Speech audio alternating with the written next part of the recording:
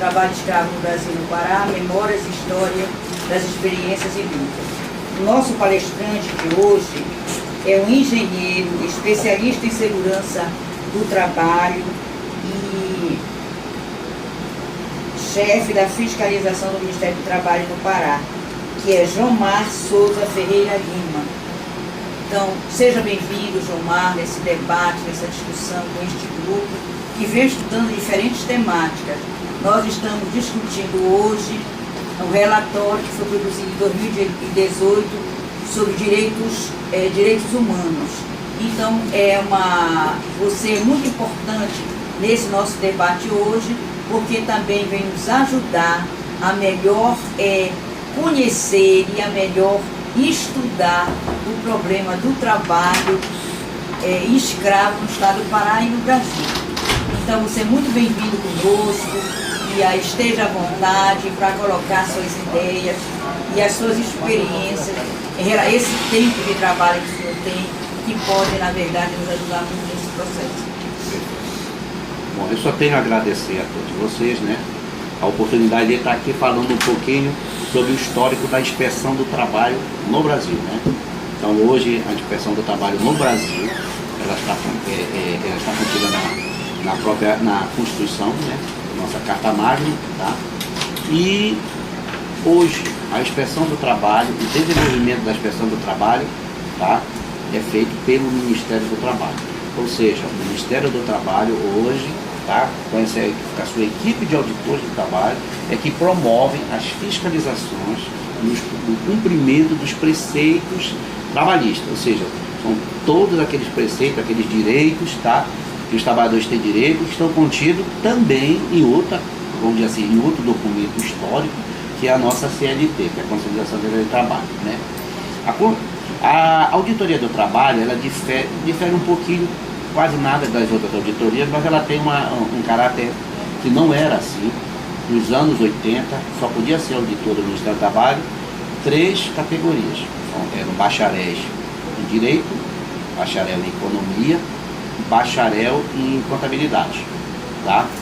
Eram as 3 categorias, além da categoria que trabalha da fiscalização dos aspectos de segurança e saúde, que seriam médicos e engenheiros. Hoje a auditoria mudou.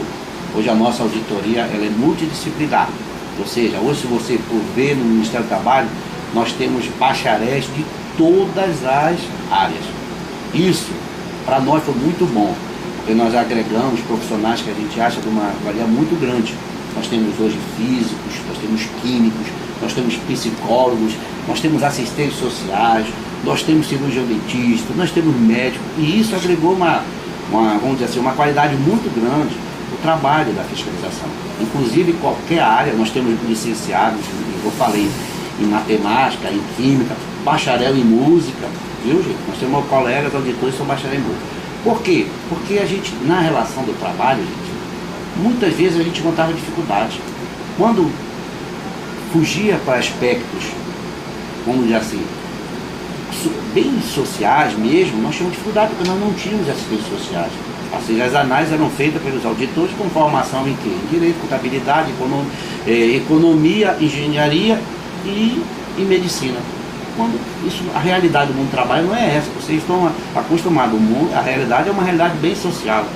A gente até brinca, que diz assim, olha, o Ministério do Trabalho, ele difere das outras fiscalizações, porque a gente, além de termos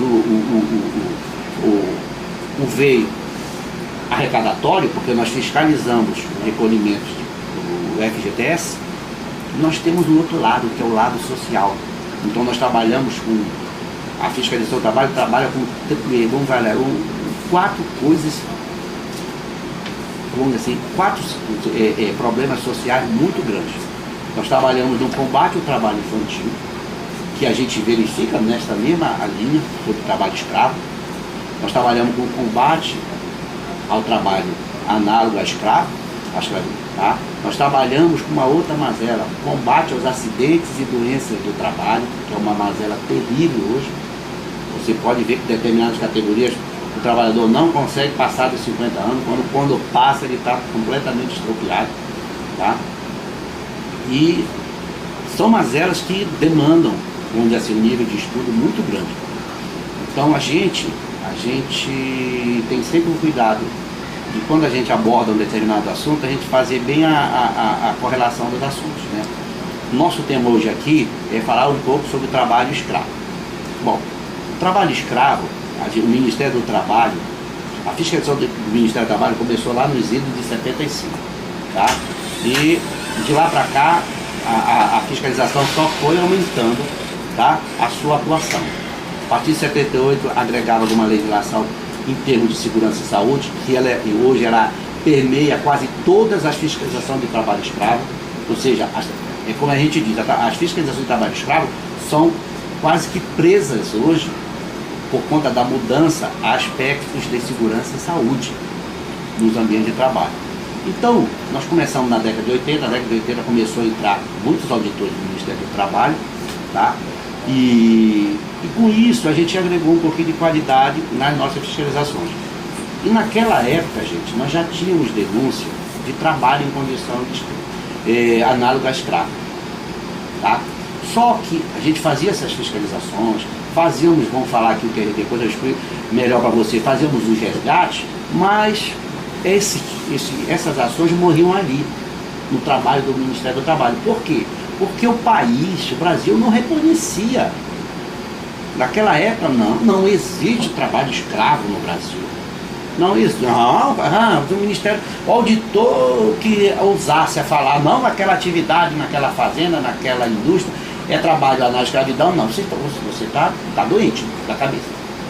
Quando era uma verdade. Então nós lutamos muito mesmo, e a partir de 95, daqui a pouco eu vou abordar, em 1995, o Brasil reconheceu que ele tinha trabalho escravo.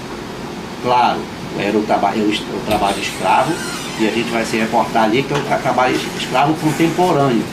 E em poucas vezes ele difere do que aquele trabalho escravo antigo, que era aquele trabalho escravo onde o trabalhador estava acorrentado e por muitas outras situações que está. Tá? Então, nos idos dos anos 70, 80, a gente via muito isso aqui. E ainda temos muito caso, aí vocês me perguntaram, ainda existe esses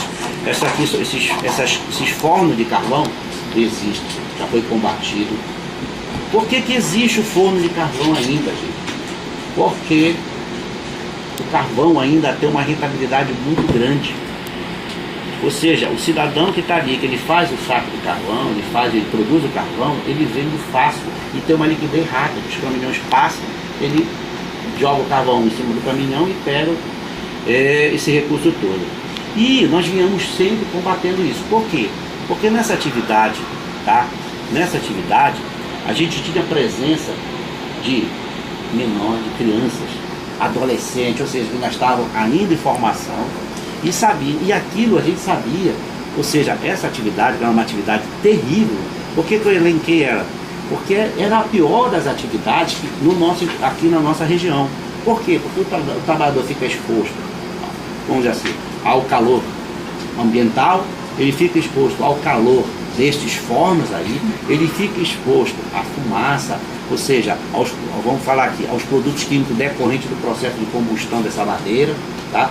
E, ou seja, e eles não têm, na maioria dos casos vocês podem ver, o trabalhador trabalha, quando trabalhava de uma bermuda, uma camisa ou outra, mas a maioria deles já trabalhavam descalços, ou seja, eles sofriam os mais diversos, eles eram submetidos a um nível de agressividade em termos de trabalho muito grande. Então os trabalhadores adoeciam muito, doença dos olhos, catarata, principalmente pelo calor radiante desses fornos. Então, às vezes, o trabalhador novo, com 30 anos, já estava quase cego, por conta da opacificação do cristalino, que é a mais conhecida como catarata, né?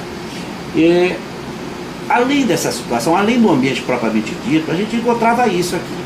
Porque nós tivemos dois segmentos no Brasil, foi um do B e esse aqui é o da madeira.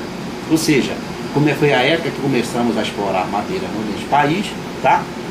De uma forma muito mais pesada, e o que a gente encontrava era isso, se abriam verdadeiras clareiras, tá? Na mata, e ali os trabalhadores faziam daquilo ali a sua, vamos dizer assim, a sua morada provisória, o seu alojamento. Ou seja, sem nenhuma proteção.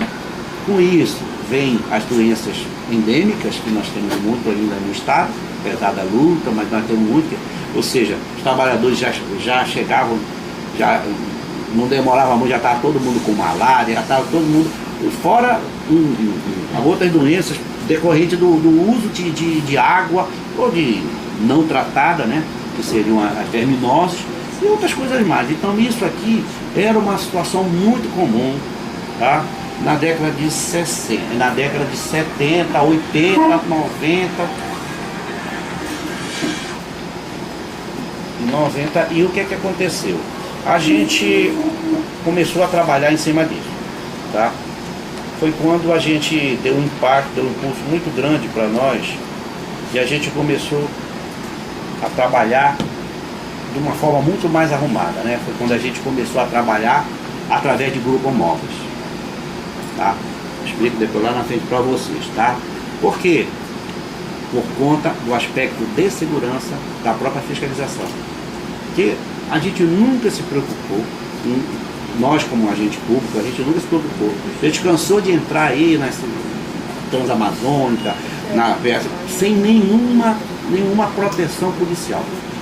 Graças a Deus, nunca aconteceu nada na nossa região, apesar de falar que Pará, naquela época apelidava o Marabá de Marabala, mas nós da fiscalização praticamente nunca fomos importunados, tá? Nós tínhamos, claro, todo mundo tinha que entender, na verdade a gente tentava fazer com que o empregador, com que o fazendeiro, com seja lá o que for, o gestor dessas fábricas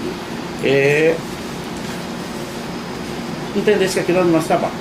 Nós estávamos ali representando a União e precisávamos combater isso, né?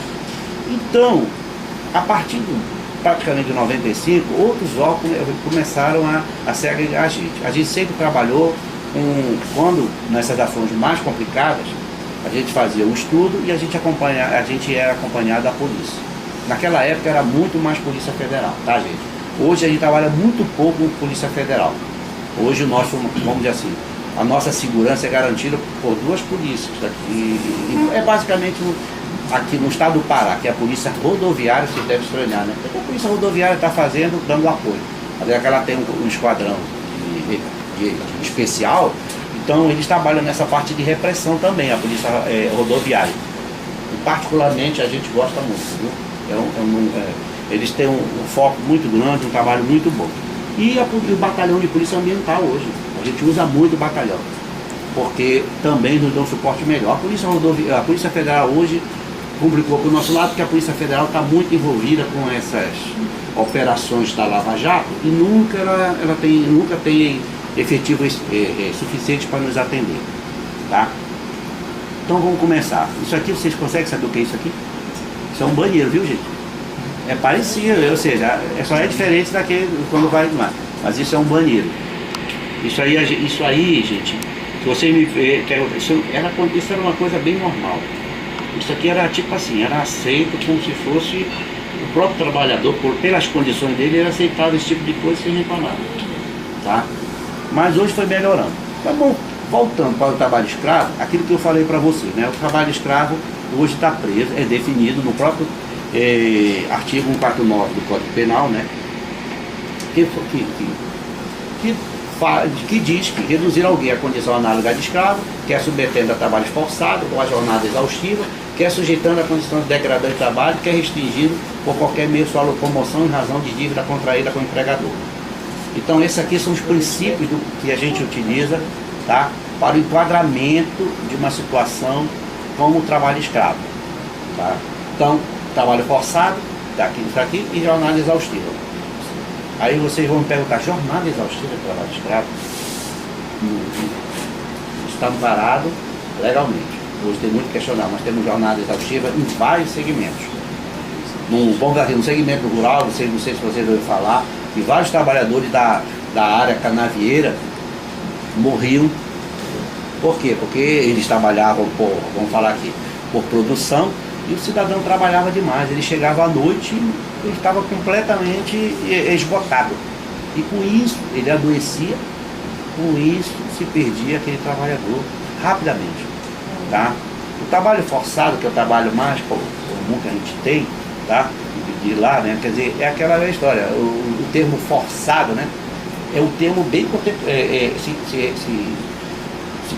se liga mais ao trabalho contemporâneo, ao trabalho escravo contemporâneo. Aquele trabalho escravo antigo, que é forçado a peso de chicote, vou falar aqui para vocês. Quase não se encontra, tá, gente? Mas já encontramos, viu? Não pense que isso aí não está coisa não. Mas aí o que acontece? É forçado por quê? Porque de forma indireta pelo empregador, aquele trabalhador fica preso. Não precisaria, o trabalhador não precisa nem amarrar ele no tronco. Prende ele de que forma? Prende ele, fazendo com que ele se divide. Ou seja, ele olha, enquanto você não for embora, você não paga. Prende ele porque ele fica preso por conta de risco de morte, porque eles colocavam, em algumas situações se coloca o trabalhador, tá, sob vigilância, pessoas armadas lá dentro, tá? Puxando um pouquinho mais para o contemporâneo, hoje vocês devem ter havido aí, o Ministério do Trabalho interviu em algumas atividades pesadas, principalmente na situação daquele trabalho escravo dos migrantes bolivianos, colombianos, principalmente ali em São Paulo. Você já ouviu falar que nós já chegamos a, inclusive, grandes marcas estavam se utilizando desse tipo de mão de obra, tipo Zara, né? A Zara foi um dos dois exemplos. E nós tivemos. E também lá na frente a gente vai conversar sobre o trabalho escravo na Constituição. Mas o trabalho escravo na Constituição Civil também, gente. Tá? A gente sempre foi enquadrando. A Constituição Civil foi muito mais a condição degradante do trabalhador. Mas vamos lá passar um pouquinho aqui. Pena de reclusão de 2 a 8 anos, tá? Aí aqui ele explica, nas mesmas penas incorre quem exercer o uso de qualquer meio de transporte por parte do trabalhador, com o fim de retê-lo no local, manter vigilância ostensiva no local de trabalho, ou se apoderar de documentos pessoais do trabalhador, olha aí, ou seja, não precisa amarrar, basta que você segura ele de um jeito, através de segura documento, segura as coisas todinhas dele. Ou seja, é a mesma coisa que amarrar um cidadão. Ou seja, o cidadão fica preso por dívida, fica preso por uma situação que ele muitas vezes nunca ocorreu, tá? Aí vai, trabalha isso e tal. E no final, trabalho escravo. Como é que é a nossa atuação como trabalho escravo? A atuação da inspeção do trabalho, dos auditores do Ministério do Trabalho. O trabalho escravo não é caracterizado por meras infrações trabalhistas. Porque quando a gente vai identificar muita coisa. Primeiro, o cidadão o princípio de todo trabalhador é ter o quê? Ter um registro, uma carteira de trabalho. Então já começa aí uma infração trabalhista. Segundo, o trabalhador tem que ser submetido ao exame médico. Já é uma irregularidade trabalhista. Mas não é só isso que, vamos dizer assim, que caracteriza a questão do trabalho escravo. A gente vai muito mais em cima das condições em que ele está no ambiente. Saber se ele tem local apropriado, saber se ele tem uma alimentação apropriada, saber se ele tem os direitos dele garantidos, tá? Veja, meu Deus. E por que deste um pulo aqui?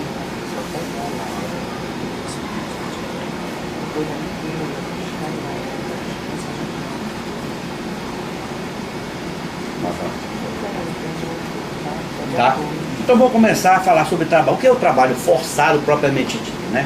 O indivíduo é obrigado a submeter a condição de trabalho em que ele é explorado, sem possibilidade de deixar o local, seja por dívida, seja por ameaças ou violências físicas ou psicológicas. Isso nós temos tudo, né? Aí vamos pensar aqui, trabalho forçado. Onde é que a gente pode ter trabalho forçado? Numa fazenda? Pode. Através disso aqui. Mas nós temos aqui dentro da cidade. Aí você pensa assim, imagina aqui, não sei aqui aí, a gente aqui está na área, nós estamos com uma denúncia da nossa área comercial, nós ainda estamos vendo com Deus. Mas não sei se vocês já ouviram falar da questão dos estrangeiros em São Paulo, né? Eles são eles vão para dentro, ou seja, muitos deles têm problema de problema, não tem visto, não tem nada, então eles ficam presos dentro de galpões, fabricando, trabalhando lá dentro, fabricando roupa. Isso se enquadra no trabalho forçado. Quer dizer, na verdade, eles ficam sob ameaça de alguém, olha, se tu não ficar trabalhando aqui, a gente vai denunciar você para a Polícia Federal para você ser expulso do Brasil. E às vezes o cidadão, no país que ele está, hoje como a Venezuela, é um país que não está oferecendo uma segurança para nenhum trabalhador. Então ele vai se submeter àquilo ali. Gente, assim a gente sempre fala, a rede do Ministério do Trabalho, a gente quer pacificar sempre a relação de trabalho. O intuito da fiscalização do trabalho não é penalizar ninguém, não é acabar com o negócio. Pelo contrário, a gente sempre quer as empresas funcionando. E até porque a galinha dos ovos de ouro, se não tiver empresa, não tem fiscal, não tem auditor. Então a gente quer, só que a gente quer uma relação de trabalho correta, onde o trabalhador possa entrar, possa trabalhar, possa produzir, o empregador possa, vamos assim, usufruir do trabalho dele e ao final ele sair com alguma coisa em termos de recursos financeiros, né? Jornada exaustiva. Toquei nesse ponto. Isso aqui é uma questão complicada. Por isso que eu dei o exemplo da cana, porque o exemplo da cana, a cultura da cana, ela é muito mais pesada. Porque você viu o cidadão pegar uma jornada terrível, como a gente diz, de sol a sol, começa às 5 da manhã e larga às 6 da tarde, uma jornada praticamente sem parar. E isso é um dos princípios que norteiam a fiscalização do trabalho em condições de análise. A gente sempre observa essa questão. Servidão por dívida, o nome está dizendo algo, né? Não precisa nem dizer. O cidadão faz de qualquer forma, ele frauda isso, frauda aquilo. Ou seja, o trabalhador, quando ele é levado para aquelas áreas, ele já vai devendo. Ou seja, ele chega lá, olha, chegou na fazenda tal, na propriedade tal, olha, você está devendo a passagem de vida. E aí é que ele começa o ciclo evolutivo da dívida dele. Ah, mas o senhor vai ter que comer? Não, tudo bem. Ah, o senhor precisa de sabão, sabonete, essas coisas? Vai ter que comprar lá, ali. A gente lhe vende. Só que eles vendem por preços exorbitantes, ou seja, o que o trabalhador produz, ele vai ficar todo mês devendo. Com isso, ou seja, ele sempre vai ficar asfixiado lá, ou seja, a servidão é por dívida mesmo, ele não vai conseguir sair enquanto ele não pagar. Aí ele tem que trabalha demais e não consegue sair. Então, nesses casos, a gente é o outro princípio que a gente... E a outra, que hoje, muitas ações do trabalho escravo, em algumas áreas, por exemplo, construção, nós estamos trabalhando com a questão das condições degradantes. Tá? Vocês são um conjunto de elementos secundários que caracterizam a precariedade das relações. Aí você, no tempo desse agora, nós não conseguimos, nós intervimos, gente, numa questão, vou falar aqui para vocês, por isso que eu dou exemplo, para vocês entenderem assim, por exemplo, call center. Não sei se vocês já ouviram falar como é que funciona call center. Call center é aquela série vamos dizer assim, de jovens que ficam trabalhando para uma determinada empresa e eles têm um nível de produtividade. Tipo assim, olha, tu tens que atender ela em 3 minutos. Tu não pode, ela fica trabalhando aqui e fica de olho no relógio. E eles chegaram ao cúmulo, esse pessoal do call center, essa questão da produtividade, que estipularam tempo até para ir banheiro. Até banheiro, gente. Como é que pode? Aí você vem dizer, aí nós conseguimos, trabalhando, ficamos dentro de vários. Tem uma empresa, só uma empresa no país, ela melhorou muito, é a Contax. Ela pega todo mundo, ela digamos assim, ela vende o serviço dela para muita gente, para a Vivo, para a Oi. Ela é do Rio Grande do Sul, ela tem mais de 10 mil empregados. Nós começamos a dar em cima disso, tá? Aqui que vai, depois eu vou explicar para vocês o papel dos outros, ó. Então nós começamos a dar em cima, fizemos esse enquadramento, tá? Só que, infelizmente, eu sempre falo isso, a gente procura se cercar de todas as garantias. Por isso que eu falei, nós somos muito criteriosos na hora do enquadramento do trabalho escravo, justamente para evitar questões judiciais. E eu vou ser honesto com vocês, infelizmente a nossa justiça não vê isso, tá? O nosso justiça não tem os olhos para ele não tem a mesma ótica que nós temos em relação a essa questão do trabalho escravo. Até porque, não vou culpar, eles viveram em cima de livros. Nós não, nós vivemos em cima do social, em cima das pessoas, em cima dos seres. Então a gente sabe quando o trabalhador está numa condição. É muito fácil você dizer que ela não está sob trabalho, não está numa condição análoga a escravo, se você não tem, você tem só, como a gente diz, a visão legal. Ah não, qual é o princípio? Não, vocês acharam que estava escravo por quê? Ah, porque ele não tinha cama? Porque ele não tinha água? Ah, então a gente tem decisões, viu gente, decisões estúpidas na Justiça do Trabalho em relação a isso. Sabe? Por quê? Porque não há um preparo. A gente tem feito, toda a turma de novos juízes que adentram, a gente tem conseguido com ele pegar um espaço para a gente explicar o porquê desses enquadramentos, para evitar dor de cabeça lá na frente, como na unidade de alta difração, essas coisas, e essas coisas que acontecem muito mais.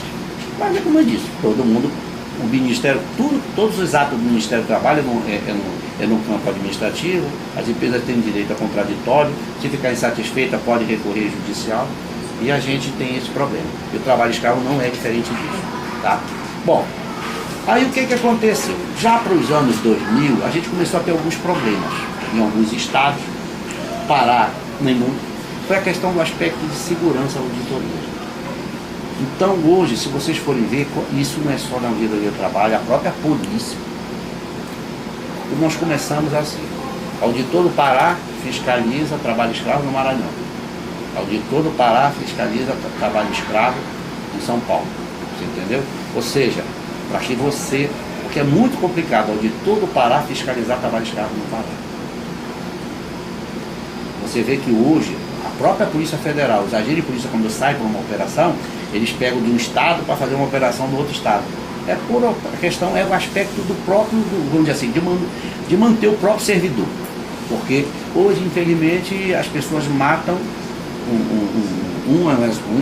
uns aos outros como se matam um frango, um porco, coisa parecida. Ou seja, a vida perdeu o valor. Então nós já tivemos aqui há 15 anos atrás, perdemos 3 auditores e 4 servidores, mais um motorista lá em Minas Gerais. Eles foram, não tiveram nem, moral da história, eles não souberam nem por que ele morreu. Eles iam fiscalizar uma área de plantação de feijão e simplesmente eles foram metralhados lá dentro. Aí, gente, como é que fica? E o pior, e o mais vergonhoso, é que até hoje, 15 anos, os cidadãos nem a julgamento foram, por conta dessas inúmeras medidas procrastinatórias que nós temos hoje na justiça.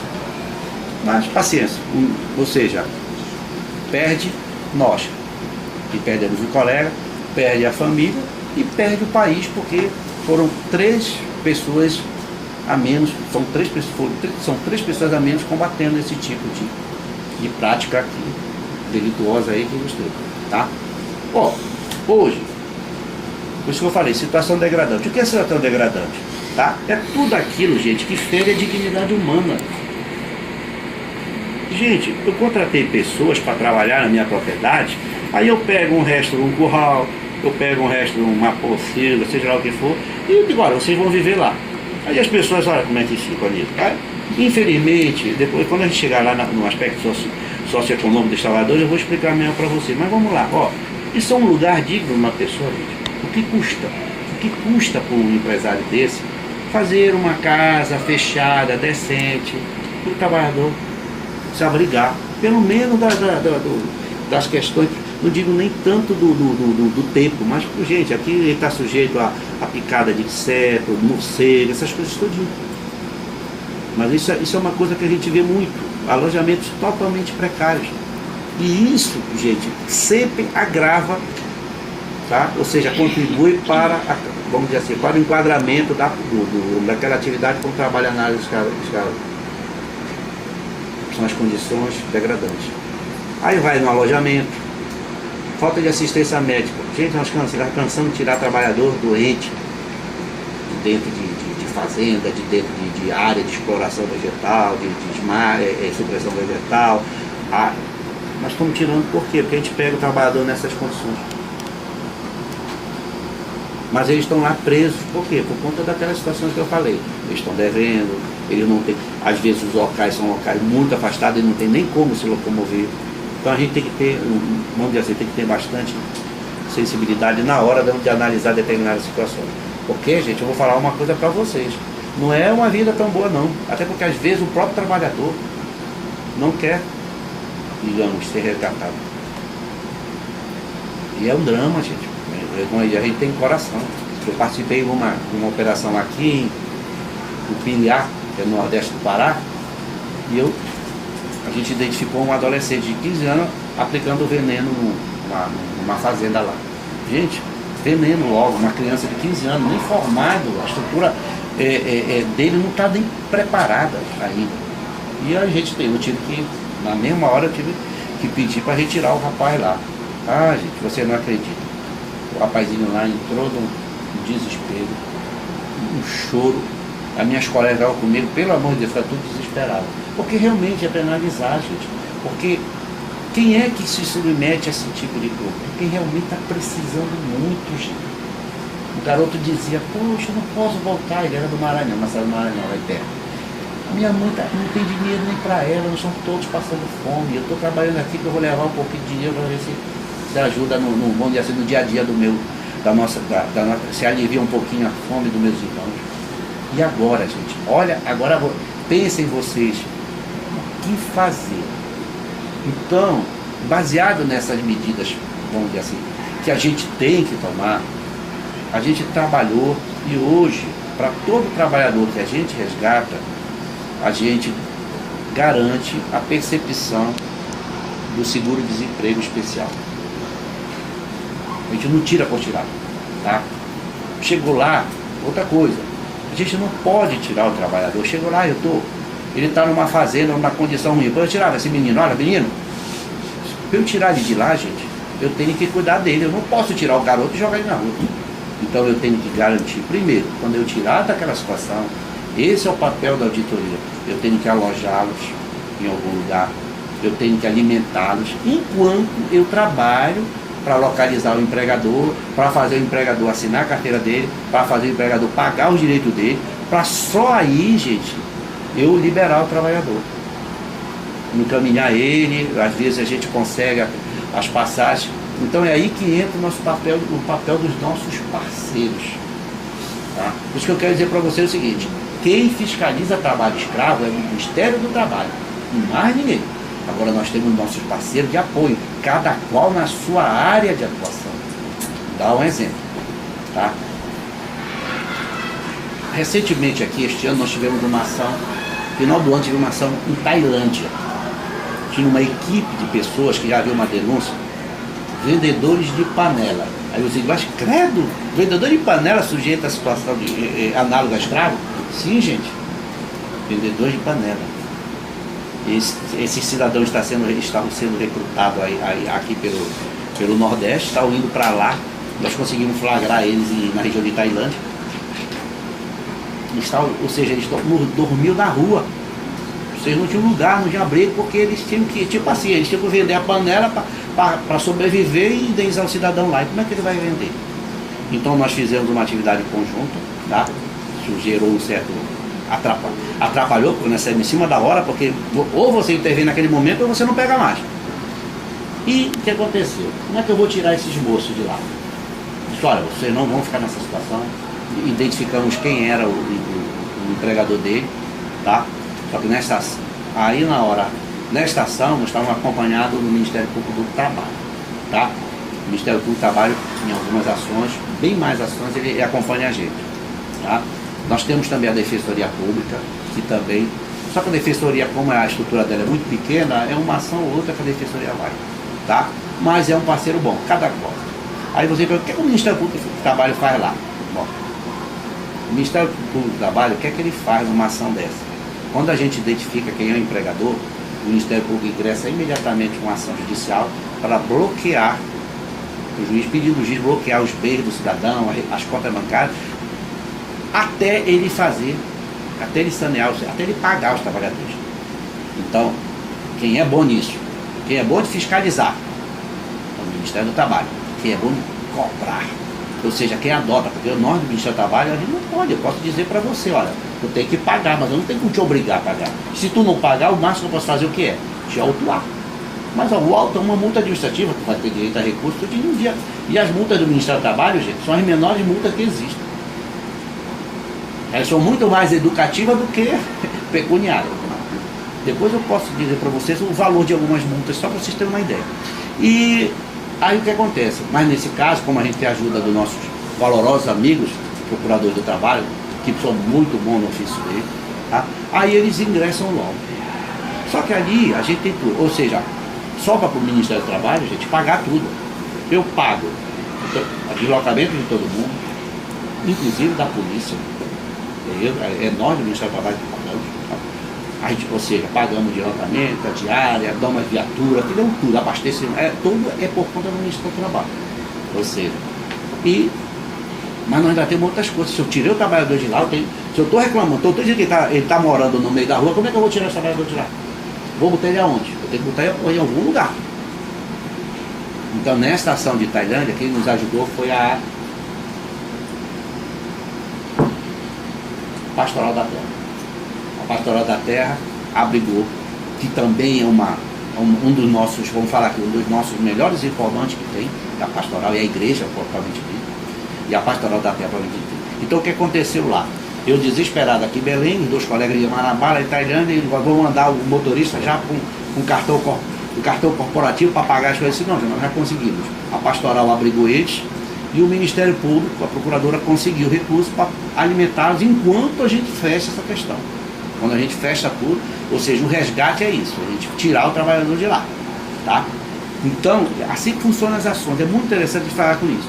E tem essa questão, né, que eu falei agora, né, assistência médica tem que ter, o trabalhador não pode ficar jogado às traças, gente. Pelo amor de Deus, o adoecimento é uma das, vamos dizer assim, uma das maiores causas de morte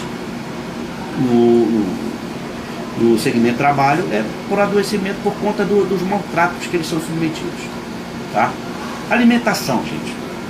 Aí complica, tá? Eu já comi isso desse jeito, sabe? Eu não sei se vocês se lembram, a maioria não, né? Mas os mais velhos, antigamente na construção civil se fazia comida na obra, né?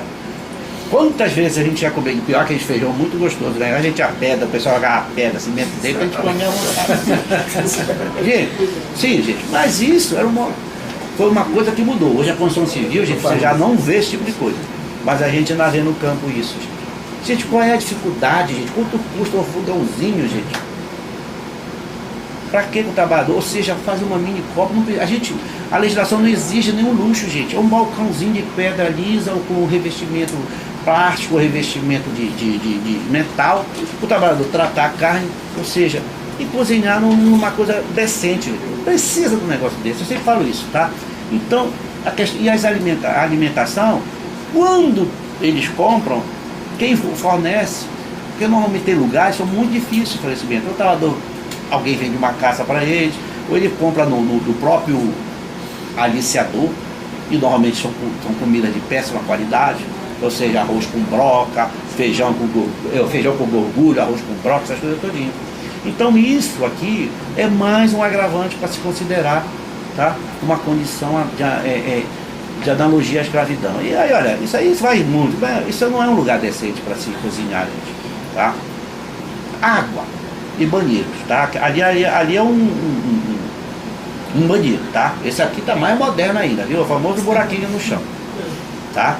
Normalmente a gente dá o nome disso aí de fossa seca, porque depois que o trabalhador se serve, ele teria que jogar cal para, digamos assim, eliminar diminuir o mau cheiro daquela estradinha, né? Dizem que é o melhor a melhor posição para se excretar é essa, viu? Não é o vaso sanitário que a gente usa na nossa casa, não são bons, né? Mas não dá para se aceitar desse tipo, né? Existem outras coisas. Então, água. Água é um outro fator muito importante, gente. E normalmente esse povo se utiliza de água da onde? Água de rio, água de grota. Aí você vê o que é grota? Você sabe o que é grota? Na verdade, o que acontece? Próximo do rio, eles cavam um buraco. Aí quando ele cava o buraco, o lençol, a água brota e ele pega aquela água que ele vai servir. Normalmente não tem processo de filtragem. Quando tem processo de esterilização, seja com ferver a água, essas coisas, é muito mais complicado. E o trabalhador usa aquela água, fatalmente, breve. É por isso que a maioria desse povo é tudo um nível de verminose muito alto. Fora doenças que são decorrentes de água, como hepatite. A gente tem encontrado muito isso aí na nossa vida. Ó, essas fotos aqui, gente, foi a última ação que a gente fez, foi semana retrasada, quando nós terminamos, tá? Aqui, não, sexta-feira passada que ela terminou. Ali em Medicilândia, ali próximo de Altamira. Foi uma fazenda de gado. Os trabalhadores não tinham nada, então aqui eles faziam tudo. Aqui eles lavavam roupa, eles pegavam a água e levavam para lá. Tá aqui a água que eles levavam, tá? Isso aqui, gente, a gente tá cansado de ver. Isso aqui dá para vocês ver o que é isso aqui, né? É um depósito de água para quê? Para animais. Você vê aqui, olha, Isso aqui é pro gado beber água aqui. Aí é daqui mesmo, pô, mistura tudo, bebe água, o gado bebe água, eles tiram água para cozinhar. Isso acontece muito. Sem nenhum, ou seja, todas essas situações que eu elenquei, ó, a forma de guardar as coisas, onde faz, tal. Isso aqui é os antigos, tem um nome, né? Como é o nome disso aqui? Giral. Vocês estão muito bons. Vocês estão novos, de giral da minha época, viu? Minha avó adorava ir pro giral para lavar as louças, tá? A questão dos maltratos e violência, gente, tá? Por isso que eu coloquei, ó, o maltrato é uma atividade altamente degradante. A atividade de cana hoje é uma atividade que está melhorando, quando a gente está melhorando por conta da tecnologia, né? Estão reduzindo cada vez mais a participação do homem na colheita da cana, né? Então hoje está muito industrializado. Mas isso aqui, gente, a gente vê muito esse tipo de alojamento. Aí você diz, pô, mas isso aí, onde que acontece isso? A gente vê na construção civil. Vou contar uma coisa para você. No tempo desse, eu estava no Ministério do Trabalho e veio uma denúncia, olha, estamos trabalhando numa condição degradante. Eu não estava preso. Ou seja, o que estava acontecendo lá era que a situação estava assim, não tinha alojamento, eles estavam preparando comida dentro do alojamento, e isso não é permitido pela legislação, mas não é bem um trabalho escravo. As jornadas não estavam tão absurdas, não tem, então, mas é por isso que eu digo para vocês, nem todas as denúncias que a gente vai, a gente consegue enquadrar como um trabalho escravo. A gente tem que analisar a situação. Dependendo, ó, ele está ali, Nazaré, o pessoal podia sair embora. Nenhum problema, o direito de vir estava garantido. Não havia a questão da servidão por dívida. O que havia era isso, degradância, ou seja, são situações que a gente diz que fere a dignidade humana. Mas se a gente quisesse, se eu quisesse na ocasião, eu poderia ter feito esse enquadramento. Tá? Mas é por isso que eu digo, assim, mas é muito subjetivo. Gente, infelizmente é subjetivo mesmo. Sabe? Por isso que a gente tenta buscar uma série de, vamos dizer assim, de evidências para que a gente reforce o conceito, ou seja, se trabalhe em cima daquele conceito que previsto no 149, tá? Bom, agora falar mais um resumo aqui para a gente colocar aqui. Olha, o governo, já falei para você, né? O governo praticamente 95 só que ele reconheceu que tinha trabalho escravo no país. E foi, olha, um dos primeiros países no mundo a reconhecer isso, viu? Apesar da OIT já existir, ela já está presente em muita coisa, tá?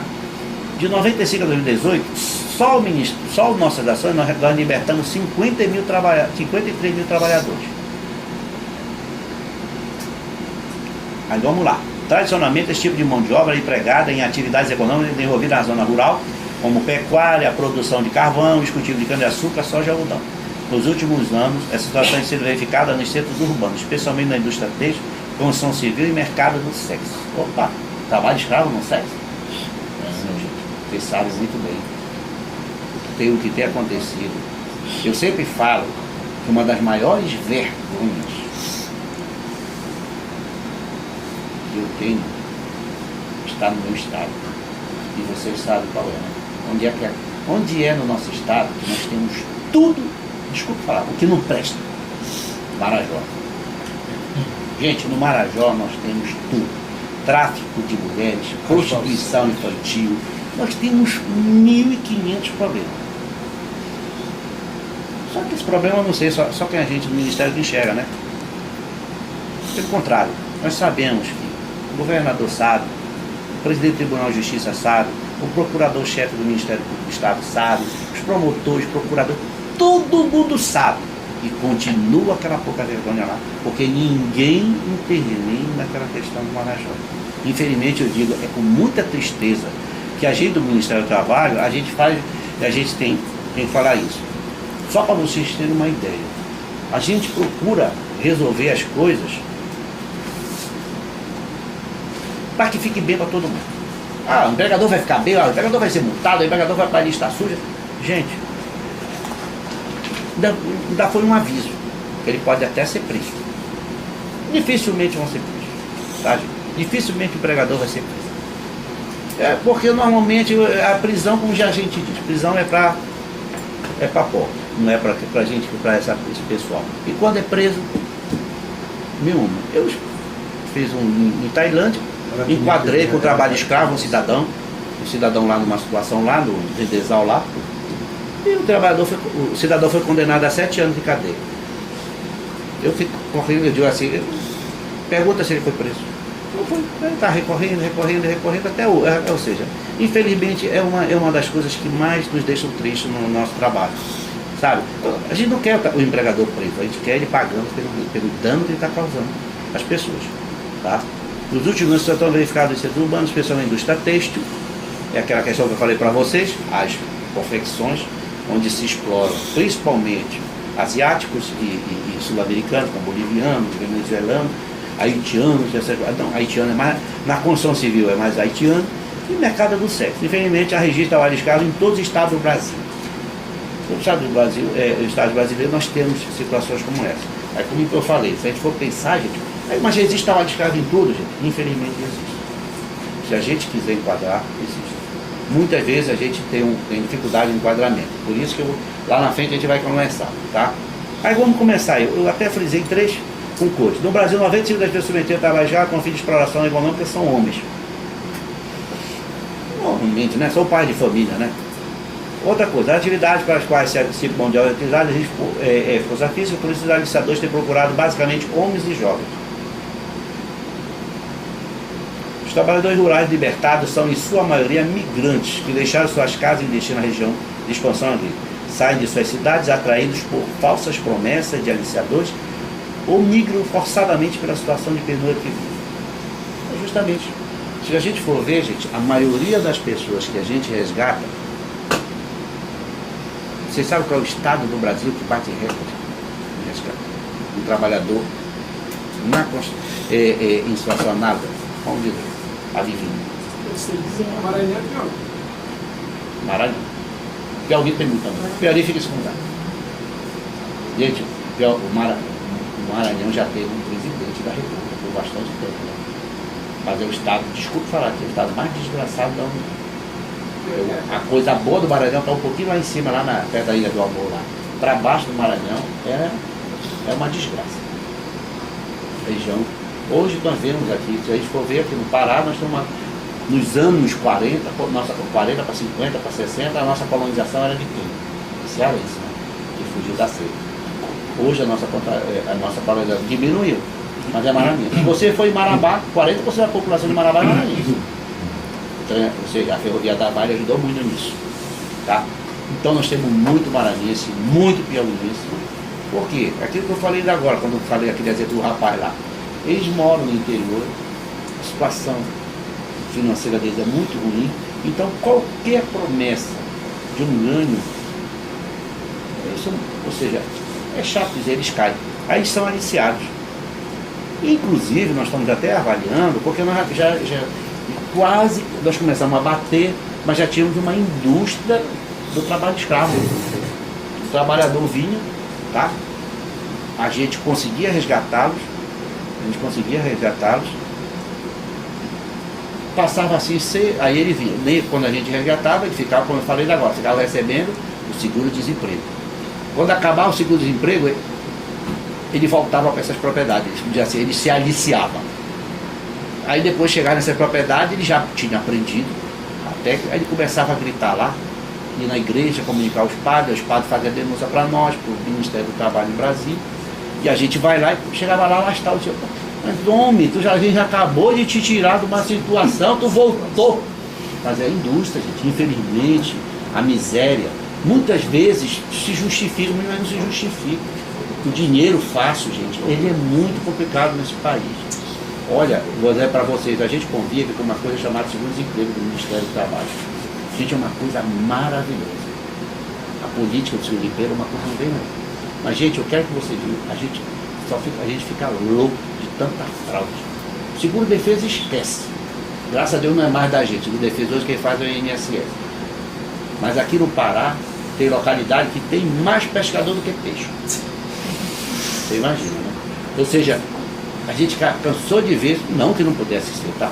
Chegavam aquelas senhoras todas bonitinhas, aquelas dão golpe para dar entrada no seguro-defesa. Digo, você é pescadora? Sim. Não pode fazer nada. Ela estava com uma carteirinha emitida pela Secretaria de Pesca. E o que a gente vai fazer? Rapaz, Como a gente diz, eu sei qual é o peixe que tu pesca, mas tudo bem. Tá?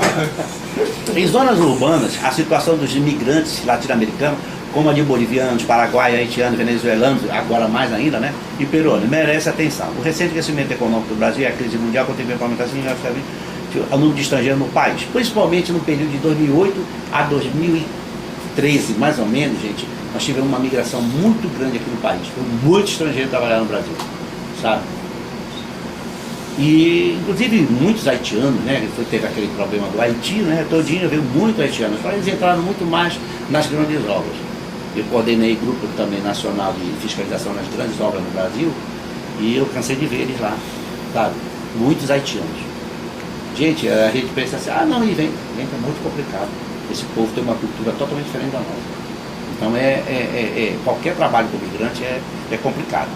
Nós estamos agora aí, vamos dizer assim, nós estamos apanhando, e a professora fazendo parte do grupo, né, que é da Comissão Estadual para a Erradicação do Trabalho Escravo Forçado. Nós estamos na situação dos índios venezuelanos aí, que, gente, pelo amor de Deus, está uma vergonha isso. Não dá nem para falar, sabe? O papel dos nossos gestores aqui é muito complicado. De acordo com os dados do Ministério da Justiça, de 2010, o número de estrangeiros em situação regular no Brasil aumentou 100%. Fora isso, ele fala só do regular, fora do irregular, né? Ainda aqueles que, por estarem em situação irregular, ó, são mais vulneráveis à exploração e terem seus direitos respeitados. Aí a gente tem tudo isso. Então, a gente sempre fala assim, direito, trabalho escravo urbano e rural. Aí se você me perguntar o que está acontecendo com o trabalho rural, hoje, gente, o trabalho escravo rural diminuiu bastante, viu? Ainda temos muitos problemas, muitas ações a gente faz com o trabalho rural. Mas, eu digo para vocês, tá? Diminuiu bastante. Porque, eu sempre falo isso, o resgate em fazendas é muito pequeno. Porque hoje se você for de uma fazenda,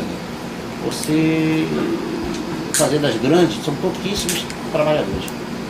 Quando é que tem um maior problema? Na época do corte da vegetação rasteira, do mato, propriamente dito. Né?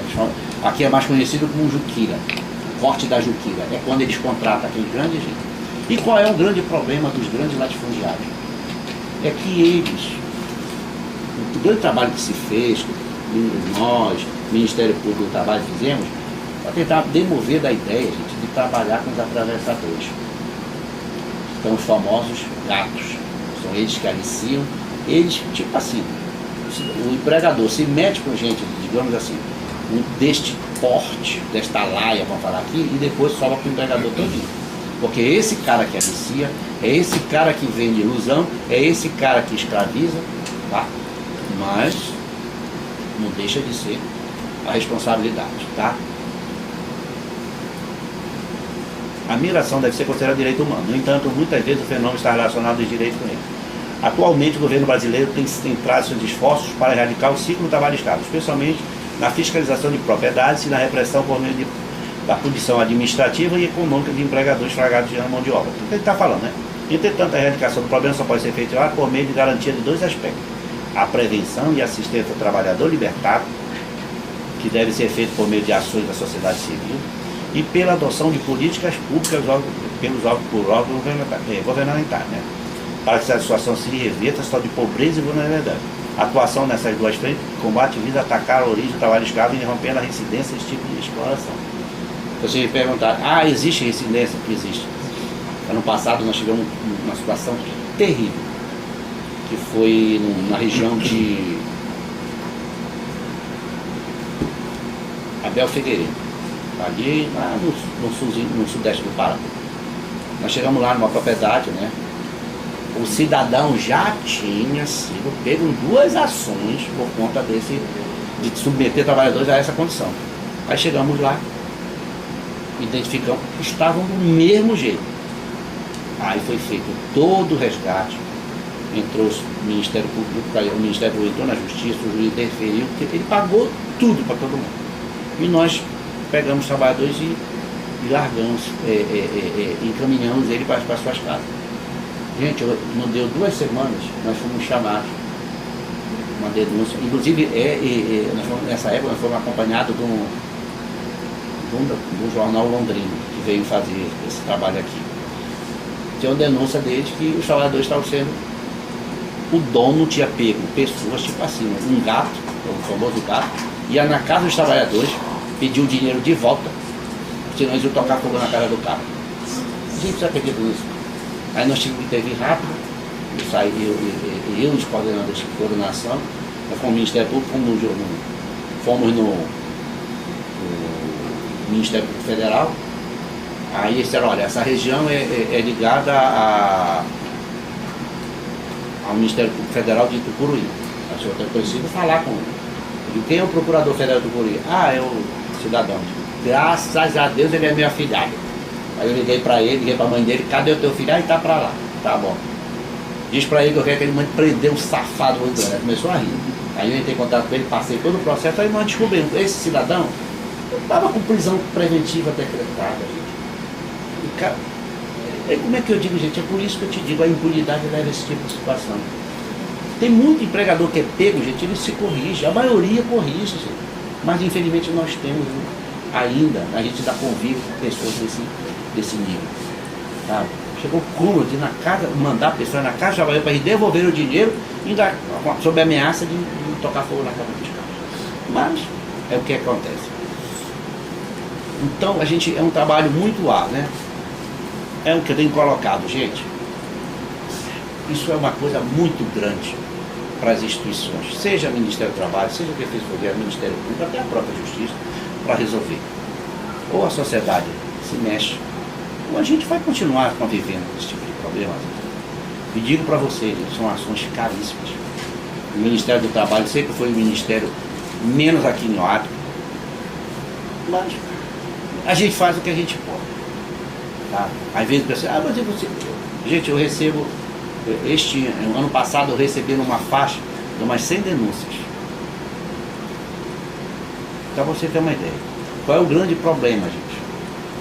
É a celeridade do serviço público, que não é, como eu falei para vocês, uma ação depende de auditor, é o mais fácil, depende de recurso, depende de apoio policial, e depende, muitas vezes depende da participação de alguns parceiros, como o Ministério do Trabalho e Defensoria Pública Federal. Então o que acontece? Quando a gente consegue organizar, que a gente chega lá, já não encontra mais. Então, normalmente, quando a gente sai numa operação, onde tem isso? Paragominas. Vê lá. Não, tem uma denúncia Paragominas, Irituia, Ulianópolis, a gente já vai assim, porque quando chega lá, já não encontra mais. Porque se o cara tivesse numa situação de escravo, ele já morreu. Então, muitas vezes, e pior, que muitas vezes, órgãos, principalmente o Ministério Público Federal e Polícia Federal, ficam pedindo que a gente atenda algumas denúncias de um ano. Gente, ninguém consegue ficar um ano numa condição análoga à escrava, sabe? E são ações complexas. É isso que a gente tem que entender. Ano passado, eu tive que falar sério com o delegado de Polícia Federal aí, no local do interior, porque ele me ligou, disse, doutor, eu passei um processo, aqui com o seu processo na mão. Mas doutor, eu tenho que fechar o meu inquérito, porque a denúncia foi para a delegacia. Sim, fecha o seu inquérito. Mas eu tenho que ter a fiscalização. Que custa se eu mandar 2 auditores comigo lá, só para olhar? Moço, deixa eu me explicar. Eu não posso mandar um auditor numa operação. Se chegar lá não tiver mais ninguém, vão para todo mundo. Vão para o auditor, vão para o delegado que fecha o seu inquérito. E se tiver gente para fazer o resgate? Eu disse para ele, a complexidade não é assim, para fazer, se tiver gente lá, nós temos que agir.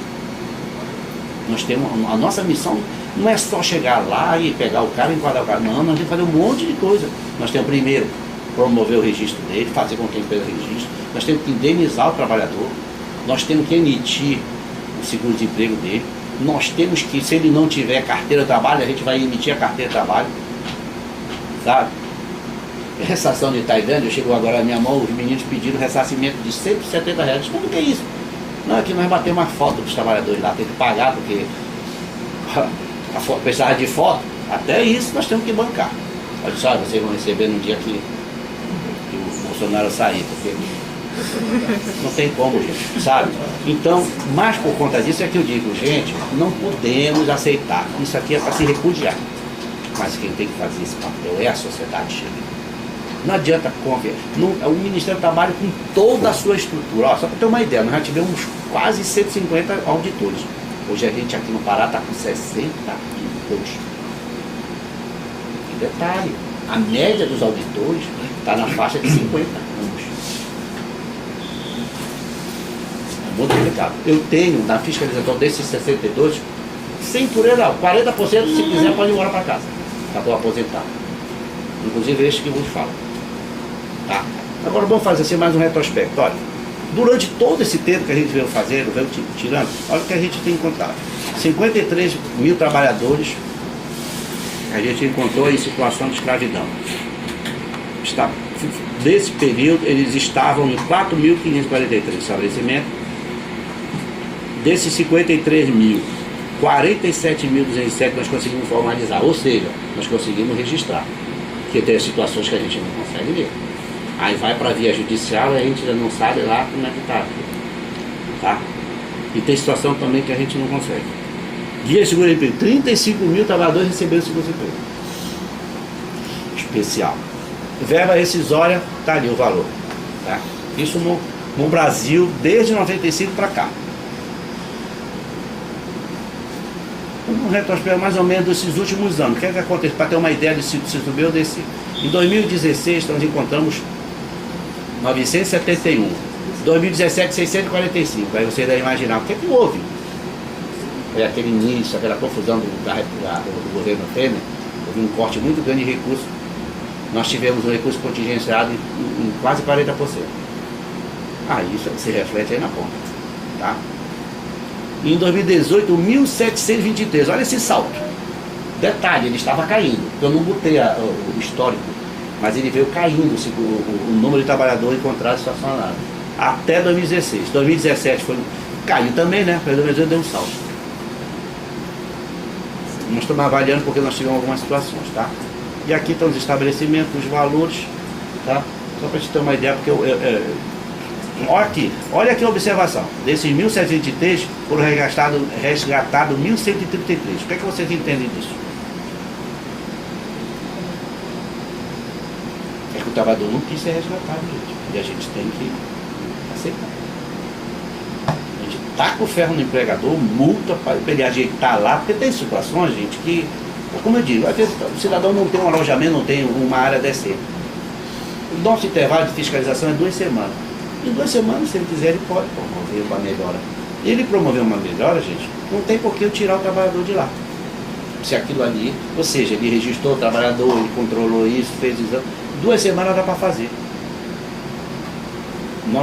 Ano passado, nós tivemos algumas coisas. Umas coisas bem homéricas, um fora do Pará e outra na região de Bahia, Pernambuco, Bahia, São Paulo e coisa. Uma seita evangélica. A situação vamos dizer aqui, dos discípulos lá estava tão difícil, gente, tão difícil. Os caras estavam passando fome, alojados de forma precária. Aí nós intervimos, enquadramos aquilo. Aí só que nessa hora o tal do pastorzão sumiu. Está sumido até hoje. E teve uma coisa interessante. Eram 500 e alguma coisa, pessoas que tinham lá dentro. Né? Eles não quiseram sair. E agora? A gente não pode obrigar, né? Por isso que a gente diz, olha, 1.723, tantos foram resgatados que a gente tira. A situação é tão ruim que a gente tem que tirar. Por isso que se fala em resgate. Encontramos, por exemplo, a gente classificou aquelas propriedades, somando todo mundo, essa propriedade 1.723. Mas desse 1.723 a gente só conseguiu tirar 1.133. Pará. Também os últimos anos. 80, 72 e 159. Também deu um salto aqui no Pará. O que aconteceu de estranho no Pará? Ano passado nós tivemos a maior, vamos dizer assim, o maior caso de trabalho escravo em garimpo ilegal. Nós pegamos um garimpo entre Itaituba e Jacarecanga, garimpo de ouro. Nós tivemos Foi uma operação complicadíssima, porque vou falar para vocês, gente, em determinadas áreas a gente não entra sem autorização. A área indígena piorou. E aqui era uma área que a gente participava da entrada, nós tivemos que chamar ICMBio, né? Foi uma operação grande, porque era uma área muito ruim de se chegar.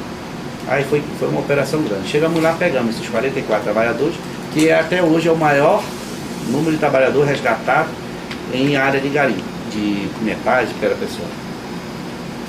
Então, o que aconteceu isso ano passado aqui no nosso estado. Aí, mais ou menos, retrospecto. Superintendência com atividade de fiscalização são 12 trabalho escravo, tá, gente? A Bahia, Goiás, tem equipes para fiscalizar isso. Mato Grosso do Sul, Pará, Piauí, Rio de Janeiro, Rio Grande do Norte, Santa Catarina, São Paulo e Tocantins. Aí você pergunta, peraí, o Paraná, Rio Grande do Sul, não tem trabalho escravo? Tem, tá, gente? Aí, esse aqui é o seguinte, é que as superintendências, por conta de muitos casos, elas têm equipe própria. Então, a fiscalização de combate ao escravo é feita de duas formas, através dos auditores das superintendências regionais ou pelo Grupo Nacional, da Secretaria Nacional. A gente trabalha com o Grupo Nacional. Então, lá em Brasília, nós temos 4 grupos de fiscalização de combate ao trabalho escravo. Já fomos 7 grupos. Hoje a gente só tem 4. Então, esse grupo é que roda mais do que a gente. Porque nas regionais, por conta do aspecto de segurança, a gente só fica monitorando. A gente usa a fiscalização só para monitorar, se determinar, por exemplo, o trabalho, por exemplo, eles pegaram o cidadão agora em Medicilândia, né? Fizeram a ação, já veio para mim. E daqui a pouco, março, abril, vou mandar uma equipe lá só para olhar como é que está a situação. Se houve melhora, se não houve a tal da recidiva lá. Tá? Então as regionais fazem muito mais ações de controle do que de resgate. A gente prefere que o Grupo Nacional faça essas ações de resgate, porque são pessoas de vários estados tá? Essas unidades de resgate realizaram 115 ações que resultaram em 72% dos resgates. Em 2018 houve 116 pessoas do grupo, tá? Do grupo de fiscalização móvel, tá? Do Ministério, Grupo Especial de Fiscalização Móvel de Trabalho Escravo, então que está em Brasil. São 4 grupos, tá? Dos quais em 31 foi, olha, 116, somente em 31 foi constatado trabalho na área escrava. Muito por causa disso que eu digo para vocês, a gente vai por 5, 6 denúncias, chega lá já não encontra mais. Ou a situação, gente, não digo assim, não nos leva, tá, a refletir sobre isso. 26% das ações fiscais refletem um trabalho extremamente criterioso. A gente é bastante criterioso, apesar das críticas, somente da bancada ruralista, mas a gente tem um critério. Tá aqui o exemplo.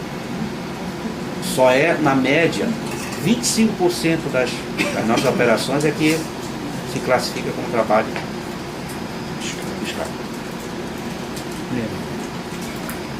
Então, isso aqui eu já falei para vocês, a operação dos 44, lá da do minério, né, que era tanta gente, ou seja, tinha mais autoridade do que resgatado. Auditoria Fiscal, ICMBio, MPT, MPF, DPU e Batalha de Defesa Ambiental. Foi quem foi lá nessa região lá de coisa. O Pará foi o estado com mais operações de combate ao trabalho escravo realizado pelo Grupo Móvel. Só aqui o Grupo Móvel fez 13. Sendo consequentemente que teve o maior número de ações fiscais de 33 estabelecimentos fiscalizados. A unidade regional, nós realizamos trabalho escravo mesmo, só realizamos uma ação, que é aquela que eu falei das panelas. Foi uma questão emergencial, porque normalmente a gente, os grupos móveis, não só nós, Maranhão, Bahia, a gente só vai verificar a recidiva. A gente volta, vai lá, se a situação existir, a gente volta e se prepara para agir, tá? Aqui está faltando 2018. Em 2018, o Pará foi o 4º estado com o maior número de trabalhadores resgatados, 72. Opa! Esse número quase que dobrou para aquilo que eu mostrei, né? Aquela estatística do Pará, né? 159. Em 2018, o Pará ocupa o 2º lugar do número de resgatados, seguido de Goiás e São Paulo. O 1º lugar foi Minas Gerais, tá? Então hoje, não. Nesse ponto, nós somos vice, não somos campeões, viu, gente? Porque a gente já adora, né? O brasileiro adora ser campeão de tudo, né? É campeão de formalidade, é campeão de trabalho escravo. Então, infelizmente, essa pecha não é nossa, tá, gente? Nosso Estado, isso dentro da estatística do Ministério do Trabalho, tá? De fiscalização. Como, infelizmente, só somos nós que fiscalizamos, aí é difícil acusar. E aqui estão algumas outras estatísticas, só quero... Do total de resgatados no Brasil, apenas 5% era estrangeiro, dentre eles boliviano e venezuelano. Esses casos foram registrados apenas em São Paulo e Roraima. Olha o venezuelano lá em Roraima. O que é que acontece, gente? Por que a gente encontrou venezuelano em trabalho escravo em Roraima? Eles entram no Brasil numa situação que fragilizada, gente. Aí eles são presa fácil desses aliciadores. Tá? Então muitos trabalhadores se escravizam em decorrente da situação, ou seja, são presas fáceis.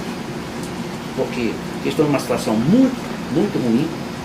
Nós estamos controlando aí até os índios, viu, professor? Nós estamos de olho nessa questão dos indígenas, tá? Por conta dessa situação, eles estão entrando, tá? Informação de trabalho escravo, vocês podem pegar neste telefone. Se quiserem falar comigo, está aqui o meu.